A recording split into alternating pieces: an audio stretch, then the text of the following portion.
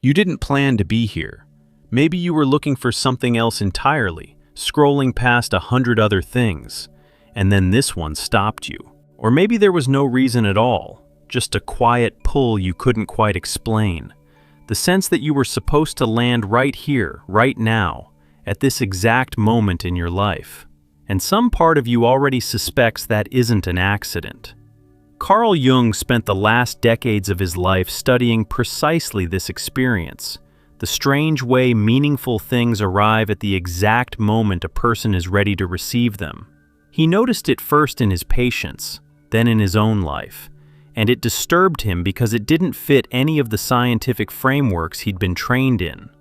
A message, an image, a phrase, a stranger's offhand comment, arriving with uncanny precision, as though something outside of time had arranged for it to reach you at the one moment you could actually hear it. He gave this phenomenon a name. He called it synchronicity, the meaningful coincidence of an inner state and an outer event, connected not by cause and effect, but by significance. And he came to believe it was one of the most important things a human being could learn to notice, because it points to something the modern world has almost completely forgotten, that the psyche is not a passive observer of your life. It's participating. It's reaching toward you. And sometimes, when you most need it, it finds a way to speak. So today I want to walk you through what Jung actually discovered about why the right thing arrives at the right time, why it almost never happens when you're comfortable, what it means that you're feeling this pull right now, and why the moment something finds you is almost always the moment your own depths have decided you're finally ready to change. Because if this reached you today, there's a reason. And that reason has less to do with luck than you think. Let's start with what Jung saw that everyone around him missed. He was working, in the early part of his career, with people who were coming apart. Not in dramatic ways necessarily, more often in that quiet, hollow way where the life someone built no longer fits the person living inside it. And he noticed something that his more rigid colleagues dismissed as coincidence. When a patient was on the edge of a breakthrough, when something in them was straining to surface, the outer world would suddenly seem to cooperate. A patient would dream of a specific animal, and that animal would appear the next morning. Someone would be wrestling with a decision they couldn't make, and a total stranger would say the exact words that broke it open. A book would fall from a shelf to the very page a person needed. Jung watched this happen too many times to call it random. And what fascinated him wasn't the events themselves, it was the timing. The events clustered around moments of psychological readiness. They didn't happen when the person was stable and settled. They happened when something inside was trying to be born. He wrote it plainly.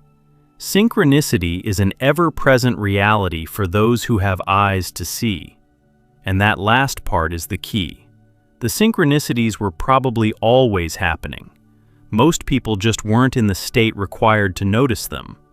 It took a certain kind of openness, usually forced open by difficulty, before a person could finally perceive the pattern that had been there all along. This is where it gets personal, because if you're feeling that this reached you at a strange and specific time, Jung would tell you something you might not want to hear at first. He'd tell you the reason it feels significant isn't because the message is magical. It's because you're ready. Something in you has softened or cracked or grown tired enough of pretending, and that readiness is what let the meaning through. The video didn't change, you did. And that shift in you is the actual event worth paying attention to. Think about how this works in an ordinary life. There are hundreds of pieces of wisdom you've walked past over the years. Things people told you that you nodded along to and immediately forgot. Advice that bounced off you like rain off glass. You weren't being stubborn, you simply weren't ready. The ground of you hadn't been broken open yet, and seeds don't take root in packed earth. Then one day, the same truth you'd heard 100 times suddenly lands like a physical blow. Same words, completely different you. Jung understood that this readiness almost always comes through some kind of disturbance. Comfort keeps the psyche asleep. When your life is running smoothly, when the routines are holding and the mask is fitting well, there's no pressure forcing anything to the surface. You don't go searching for meaning when you already feel whole. It's when something starts to ache, when the sleep gets thin, when a relationship goes quiet, when the achievements stop tasting like anything, that the deeper part of you begins to stir. And that stirring is what makes you findable. This is why so many people describe their most important turning points as arriving during their worst periods. They'll say something reached them exactly when they were falling apart, and they'll marvel at the timing, as though the universe waited for their lowest moment to send a rope. But Jung would gently correct that story. The low moment didn't summon the message. The low moment made them capable of receiving it. The rope had been hanging there the whole time. They just finally had the desperation to reach for it. There's a particular kind of person this happens to most often, and you may recognize yourself in the description. They've spent years being the one who holds everything together. Capable, reliable, the person others lean on. From the outside, their life looks like it's working. But somewhere underneath, a quiet erosion has been happening. A slow leak of vitality they can't explain and don't feel entitled to complain about. Nothing is technically wrong, and that's the most disorienting part.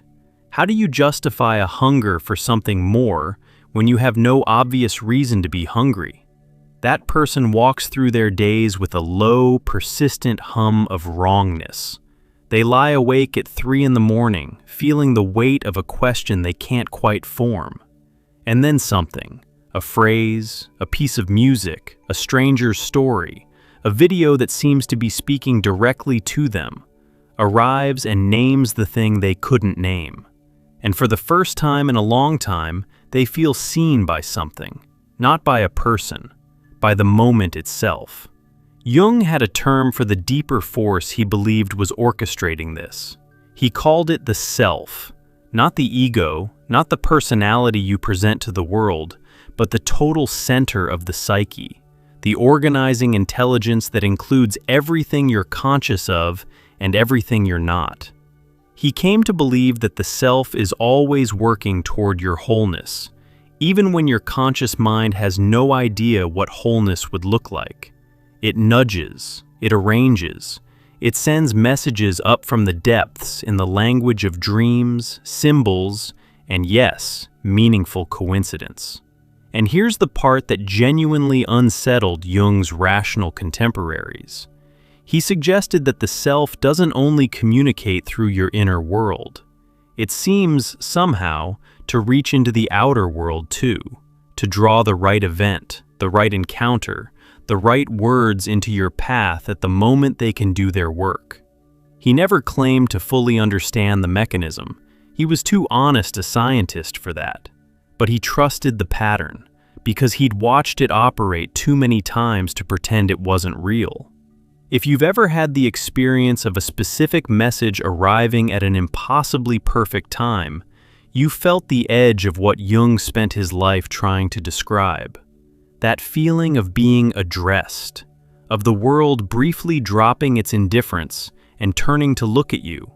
It's one of the most quietly powerful experiences a human being can have, and our culture has almost no language for it, which is why it can feel so lonely and so hard to explain to anyone else.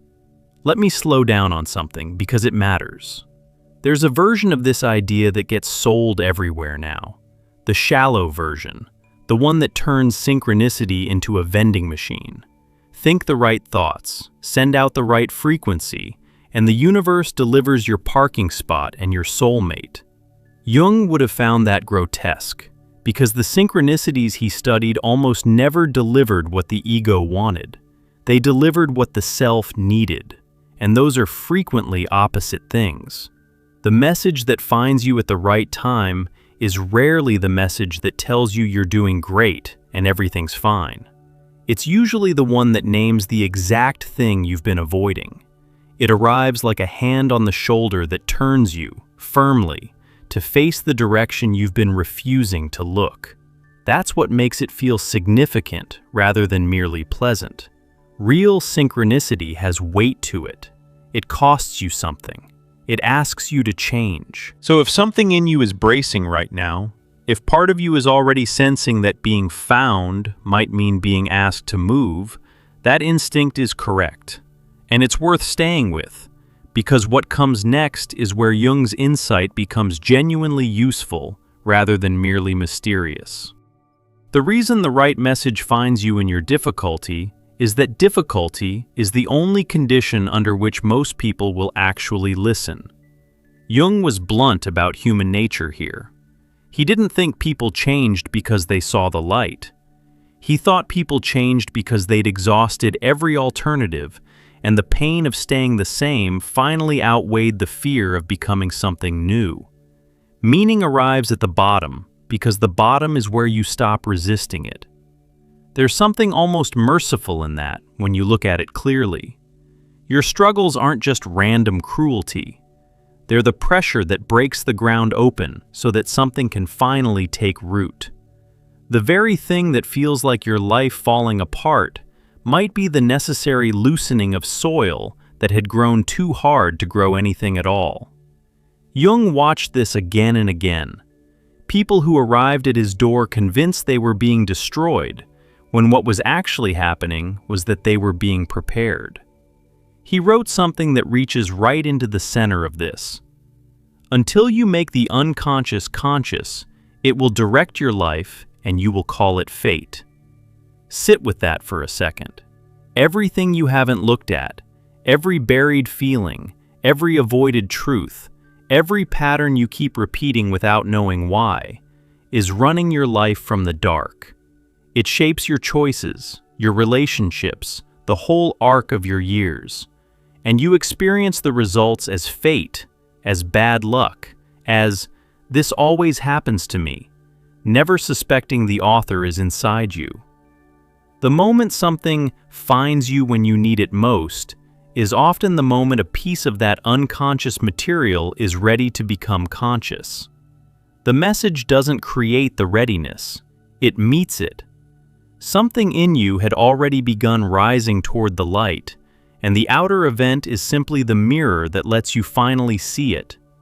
That's why it feels so uncanny, because you're recognizing something you already knew but had never let yourself know. I want to describe a specific moment, because the abstract only carries you so far. Picture a woman in her 40s, sitting in her car in a parking lot after work. She hasn't turned the engine off. She's just sitting there, hands on the wheel, and she can't quite explain why she doesn't want to go inside her own house. Nothing is wrong. Her husband is decent, her kids are healthy, her job is fine, and she's crying without any story to attach the tears to, which frightens her more than the tears themselves. She's been telling herself for years that the flatness she feels is just adulthood, that everyone secretly feels this way, that wanting more would be selfish and ungrateful. And then, that night, something reaches her, a stranger's words, describing almost exactly this feeling.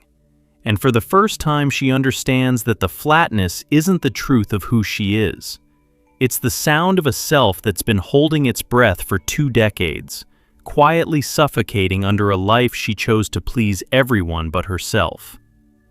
Nothing in her circumstances changed that night, but something in her orientation did.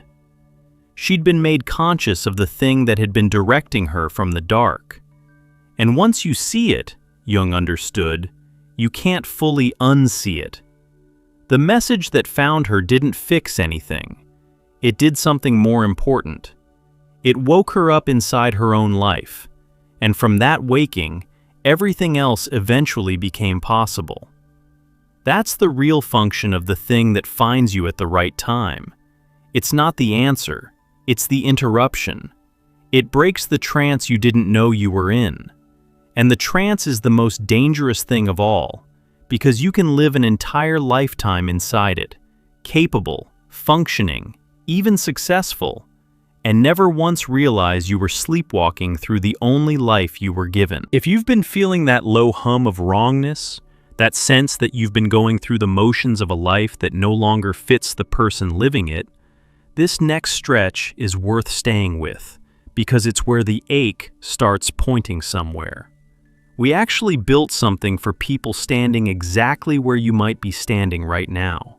It's a guide called True Self-Discovery, 24 reflection exercises drawn from Jung's work, made for the moment when you've realized something is stirring but you don't yet have the language for it. It's a way to sit with what's surfacing instead of shoving it back down. If any of this is landing the way it seems to be landing, the link is right below. But stay with me, because the most important part is still ahead. Here's the question Jung would want you to ask now that you've been found. Not, why did this reach me? That one's already answered. You were ready. The better question is, what is this readiness trying to move me toward? Because the arrival of meaning is only the beginning. What you do in the hours and days after being woken up determines everything. Jung observed that most people, having glimpsed the thing they needed to see, immediately look for a way to unsee it. The waking is too much. The implications are too large, and so they reach for the anesthetic, the distraction, the busyness, the comfortable story that lets them dismiss the whole experience as a passing mood. I was just tired. I was being dramatic. Everyone feels that way sometimes. And the trance closes back over them like water over a dropped stone. He called this the flight from the self, and he considered it the central tragedy of a human life. Not that people never receive the call. Almost everyone receives it, more than once. The tragedy is how quickly they talk themselves out of having heard it. The message finds them exactly when they need it, and they thank it politely and set it down and walk back into their sleep, because staying awake would ask too much. So what does it actually take to stay awake once you've been found? Jung's answer is deceptively simple and genuinely hard. You have to be willing to sit with the discomfort of not immediately resolving it. The mind desperately wants to convert a profound moment into a quick task. Read the book, take the course, make the one big change, and get back to feeling settled. But the readiness that let the message through isn't a problem to be solved. It's a door that's opened, and doors like that stay open only as long as you're willing to keep standing in the draft. This is where the concept of individuation comes in, Jung's word for the lifelong process of becoming who you actually are rather than who you were shaped to be. He was clear that it isn't an event. There's no single moment where you arrive, fixed and finished and whole. It's a direction you commit to, a willingness to keep making the unconscious conscious over and over for as long as you live. The message that found you today isn't the destination. It's an invitation to start walking, and the walking is quiet. That's something almost nobody prepares you for. When people imagine transformation, they picture something dramatic. The grand exit, the burned bridge, the reinvention announced to everyone. But Jung watched real change happen far more slowly and far more privately than that. It happened in the small, unwitnessed choices. The moment you told the truth in a conversation where a lie would have been easier. The night you sat with a hard feeling instead of numbing it. The morning you asked yourself what you actually wanted before automatically asking what everyone else needed. Those tiny, invisible acts are the real substance of becoming yourself, and they rarely feel heroic while you're doing them. They feel awkward, uncertain, sometimes lonely. You won't get applause for them. Half the people around you won't even notice. But brick by quiet brick, they build a life that finally belongs to you. A life you're no longer sitting in the parking lot trying to avoid walking into. Let me name something that often surfaces at this stage because it can be disorienting. As you start staying awake, as you begin honoring the thing that found you, Some of the people and structures in your life may begin to feel wrong in a way they didn't before. Not because they changed, because you did. The friendships built on a version of you that was performing, the habits that only made sense while you were asleep, the roles you agreed to before you knew you had a choice. Jung didn't romanticize this. He knew it could be painful to outgrow the containers that once held you, but he also understood that the discomfort was a sign of movement, not of error. When a self that's been holding its breath finally exhales, the exhale disrupts everything that was arranged around the holding. That disruption isn't your life going wrong. It's your life reorganizing itself around the truth of who you're becoming. And that reorganization, however unsettling, is what you were reaching for in the first place. There's a beautiful thing that Jung noticed happens on the other side of this. Once a person commits to staying awake, once they stop fleeing the self and start cooperating with it, the synchronicities tend to increase. Not because the universe suddenly favors them, but because they've become fluent in the language. They've developed, as Jung put it, the eyes to see. Meaning starts finding them more often because they've finally learned how to be found. They stopped sleeping through the messages. This is the quiet reward that almost no one talks about. Life begins to feel less like a series of random events and more like a conversation. You start noticing the way things arrive. You develop a trust, not a naive, magical thinking trust, but a grounded one, that the deeper part of you is participating in your life, reaching toward your wholeness, sending up what you need when you're finally able to hold it. And that trust changes the texture of everything. The loneliness of feeling like you're navigating existence alone begins, slowly, to lift. Jung believed this was available to anyone willing to pay attention. He didn't think it required special gifts or spiritual credentials. It required honesty and a tolerance for discomfort, and the willingness to keep looking inward even when looking outward was easier.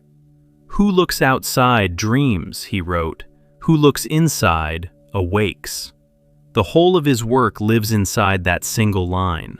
The world of distraction keeps you dreaming. The turn inward is what wakes you up. And being woken up is the thing that lets meaning reach you at all.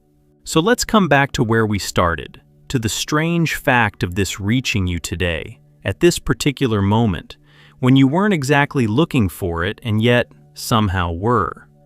Jung would tell you not to waste that.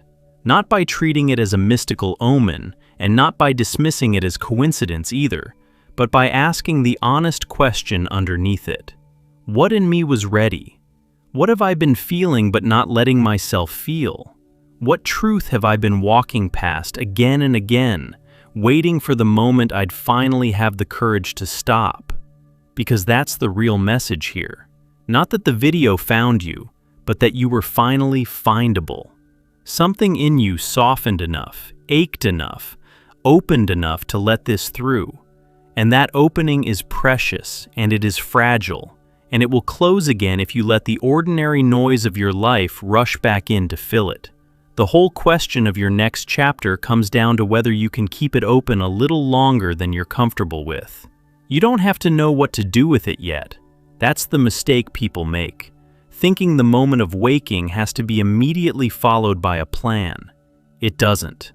All that's required right now is that you don't turn away, that you let yourself keep feeling the thing you've been feeling, that you resist the urge to explain it away, to shrink it back down to a passing mood, to walk back into the trance because the trance is warm and familiar and asks nothing of you. Jung staked his life's work on the belief that the deepest part of you knows what it's doing, that the ache is intelligent, that the discomfort is a form of guidance, that the very fact that you're here, reading meaning into a moment most people would scroll right past, is evidence that something in you is reaching upward toward a life that's more honest, more whole, and more genuinely yours than the one you've been sleeping through. Trust that reaching. It's the truest thing about you. And when the doubt comes, and it will, probably by tomorrow, when the ordinary day reasserts itself and this moment starts to feel far away, remember that the doubt is just the trance trying to close. You can let it. Most people do. Or you can keep the door open one more day, and then one more after that, and slowly discover what your own depths had been trying to build in you the entire time you thought nothing was happening. You were found because you were ready to be found. That readiness is the beginning of everything. The only question left is what you'll do with it now that you know it's there. If you're standing in that opening right now, awake, a little raw, unsure what to do with what's stirring, that's exactly the moment the reflection exercises in true self-discovery were made for. 24 practices rooted in Jung's work, built to help you stay in the draft of that open door instead of letting it swing shut. Not to rush you toward answers, but to keep you honest company while the answers slowly form. If today reached you the way it seems to have, that guide is waiting for you in the link below.